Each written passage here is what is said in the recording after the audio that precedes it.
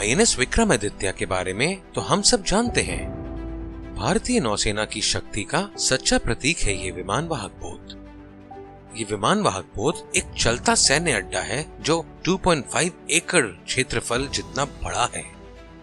हालांकि इस हवाई विमान वाहक पोत को कभी भी अकेले तैनात नहीं किया जाता है। डिस्ट्रॉयर्स, फ्रिगेट्स और कॉर्वेट्स जैसे कई युद्धपोतों के साथ ये हमेशा तैनात किया जाता है।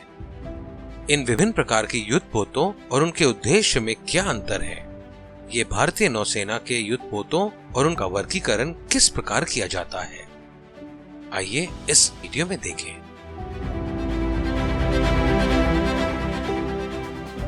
युद्धपोतों को मुख्य दो श्रेणी में विभाजित किया जाता है। सतह के जहाज जिनका संचालन समुद्र तल के ऊपर से किया जाता है, और दूसरा पानी के नीचे की नावें या पनडुब्बियां जिनका संचालन समुद्र तल के नीचे से किया जाता है। सतह के जहाजों में से विमान वाहक सबसे बड़े होते हैं। आधुनिक विमान वाहक में कम से कम 30,000 टन का विस्थापन होगा। जहाज का विस्थापन या आकार उस पानी का भार होता है जिस पर वह विस्थापित किया जाता है। हालांकि कई देशों में छोटे हेलीकॉप्टर वाहक भी होते हैं, लेकिन उन्हें आमतौर पर विमान वाहक नहीं माना जाता है। आईएनएस विक्रमादित्य का विस्थापन 45,000 टन है। भले ही वाहक का विमान ही उसके मुख्य हथियार है, फिर भी आत्मरक्षा के लिए जहाज को AK-360 ऑटोमेटिक कैनन, बैरक 1, सतह से हवा में मार करने वाली मिसाइलें आदि से लैस किया गया है। इसके साथ ही इस जहाज के 500 वर्ग किलोमीटर तक आने वाले खतरे पर लगातार नजर रखी जाती है। वर्तमान समय में क्रूजर दूसरे सबसे बड़े युद्धपोत हैं। एक जमाने में विमान वाहक के जितने बड़े क्रूजर भी बनाए गए थे। उदाहरण के तौर पर हमारे आईएनएस विक्रमादित्य का जन्म यूएसएसआर में एक एयरक्राफ्ट क्रूजर के रूप में ही हुआ था। सोवियत संघ के पतन के बाद रूस को इतने बड़े आकार के क्रूजर की ना तो आवश्यकता थी और ना ही वे उसे वाहन कर सकता था। इसीलिए उसने 1996 में इसे डीकमीशन कर दिया। बाद में भारत ने इस जहाज को खरीदा, इसमें व्यापक परिवर्तन किए और फिर इसे हमारी नौसेना में तैनात किया गया है। कम से कम 10,000 टन के विस्थापन वाले युद्धपोतों को आज क्रूजर कहा जाता है। उनके आकार के कारण परिचालन और रखरखाव की लागत काफी अधिक होती है। इसके अलावा उन्हें कुशलता से चलाना, मैन्यूवरेबिलिटी भी मुश्किल है। इसीलिए भारत सहित अधिकांश राष्ट्र अधिक कुशल विध्वंसक बनाने में अधिक रुचि रखते हैं। जहाजों के एक समूह या एक वाहक युद्ध समूह को दुश्मन के जहाजों द्वारा तेजी हमले से बचाने वाले जहाज डिस्ट्रॉयर्स हैं। 19वीं शताब्दी में जब पहली बार विध्वंसक प्रस्तुत किए गए थे, तब ये बहुत छोटे जहाज थे। इसका प्राथमिक कर्तव्य उस समय की प्रमुख युद्धपोत बैटलशिप्स की रक्षा करना था। इन युद्धपोतों को मोटे कवच के साथ बनाया गया था ताकि दुश्मन के तोपखाने का सामना कर सके। हालांकि जल स्तर के नीचे इसकी पतवार उतनी मजबूत नहीं थी। इसी कमजोरी का फायदा उठाकर पानी के नीचे चलने वाले टॉर्पीडो का आविष्कार किया गया था। जैसे ही ये पता चला कि टॉर्पीडो से लैस छोटे जहाज आसानी से बैटलशिप को नष्ट कर सकते हैं, ये विशाल जहाज अस्पष्ट हो गए। हालांकि जल्दी ही इन टॉर्पीडो नावों को ध्वस्त करने के उद्देश्य से टॉर्पीडो विध्वंसक डिस्ट्रॉयर्स नावों को विकसित कर लिया गया था। ये टॉर्पीडो नावों से बड़े थे, लेकिन युद्धपोत की तुलना में बहुत छोटे थे और इसीलिए उच्च गति और चपलता पर इनका संचालन किया जा सकता था। छोटे कैनन, मशीन गन और टॉर्पीडो स्वयं ही उनके मुख्य हथियार थे। संक्षेप में, टॉर्पीडो नाव को नष्ट करने के लिए बनाए गए इन जहाजों ने टॉर्पीडो नावों की जगह ले ली। द्वितीय विश्व युद्ध के अंत तक उनका मुख्य उद्देश्य युद्धपोतों का अनुरक्षण करना था, परंतु युद्ध की समाप्ति के बाद जब बैटलशिप्स अप्रासंगिक हो गए और उन्हें विमान वाहक में बदल दिया गया, तो डिस्ट्रॉयर्स को भी पुनर्वितरित किया गया। बड़े और अधिक शक्तिशाली डिस्ट्रॉयर्स के आगमन से इन्हें न केवल अन्य जहाजों के साथ तैनात किया जा सकता था, बल्कि स्टैंड अलोन मिशनों पर भी तैनात किया जा सकता था। ये विध्वंसक इन दिनों अधिकांश आधुनिक नौसेना बलों के लिए प्रभावी रूप से कार्य उपयोगी है।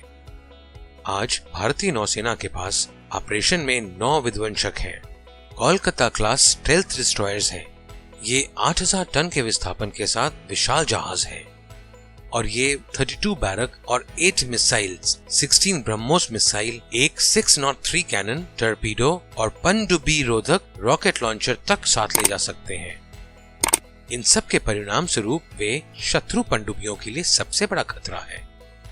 इन विध्वंसकों की मारक क्षमता लगभग 15,000 किलोमीटर है और ये 2 हेलीकॉप्टर तक ले जा सकते हैं। विध्वंसक के सामने ही फ्रिगेट्स का उद्देश्य भी बड़े की रक्षा करना है। हालांकि फ्रिगेट्स गति, चपलता और हथियारों की प्रकृति में विध्वंसकों के समान है, परंतु आकार में विध्वंसक की तुलना में बहुत छोटा है। वह सबसे छोटा युद्धपोत भी है जो समुद्र में अकेला मिशन करने में सक्षम है। वर्तमान में भारतीय नौसेना के पास 13 फ्रिगेट्स हैं। उनमें से सबसे उन्नत शिवालिक श्रेणी के युद्धपोत हैं। कोलकाता श्रेणी के विध्वंसक की तरह ये आधुनिक स्टेल्थ फ्रिगेट सतह या समुद्र से किसी भी हमले का मुकाबला करने में सक्षम है। वे अधिकतम 2 किलोमीटर भी ले जा सकते हैं। शिवालिक क्लास फ्रिगेट दुनिया के सबसे तेज फ्रिगेट में से एक है। कोवर्ट फ्रिगेट्स की तुलना में छोटे युद्धपोत होते हैं। चूंकि वे आमतौर से हवाई हमलों का मुकाबला करने में सक्षम नहीं होते हैं, अतः उन्हें युद्ध जैसी स्थितियों के दौरान केवल एक बड़े के हिस्से के रूप में तैनात किया जाता है। वे पनडुब्बियों के खिलाफ और तटीय निगरानी में सबसे प्रभावित होते हैं। भारतीय नौसेना के पास 23 कोवर्ट हैं। उनमें से सबसे उन्नत स्वदेशी रूप से निर्मित पनडुब्बी रोधी कामोर्टा क्लास स्टेल्थ कोवर्ट है। वे परमाणु, जैविक और रासायनिक युद्धों का सामना करने में भी सक्षम है।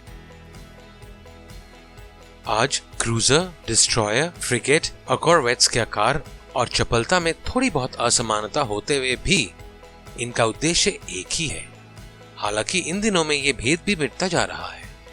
उदाहरण के तौर पर आज भारत के नए शिवालिक क्लास के फ्रिगेट्स का विस्थापन वही है जो पिछली पीढ़ी के दिल्ली क्लास के डिस्ट्रॉयर्स का था। इन सब युद्धपोतों के अलावा भारत के पास सहायक जहाजों का बेड़ा भी है। इनमें ईंधन, पानी, गोला बारूद ले जाने वाले बड़े के टैंकर और सैनिकों के लिए भोजन ले जाने वाले रिप्लेनिशमेंट जहाज और उभयचार मिशन के लिए लैंडिंग प्लेटफॉर्म डॉक भी शामिल है। भारत के पास महासागर अनुसंधान, सर्वेक्षण और मिसाइल का पता लगाने के लिए भी जहाज है। INS ध्रुव एक ऐसा अनोखा मिसाइल की खोज करने वाला जहाज है। इसके अलावा भारतीय नौसेना के पास सैकड़ों पेट्रोल जहाज, सहायक जहाज, प्रशिक्षण जहाज और टोइंग जहाज भी है। स्वतंत्रता के बाद भारतीय नौसेना 25 से भी कम जहाजों के साथ एक बहुत छोटा बल था। वर्तमान समय में हम एक बहुत बड़ी क्षेत्रीय नौसैनिक शक्ति के रूप में खड़े हैं। आज हमारे पास एक विमान वाहक सहित 300 से अधिक जहाज हैं। हमारे दूसरे विमान वाहक पोत INS विक्रांत निर्माणाधीन परमाणु पनडुब्बियों सहित अन्य जहाजों के शामिल होने के साथ भारत निश्चित रूप से एक प्रमुख वैश्विक खिलाड़ी होगा। जय हिंद।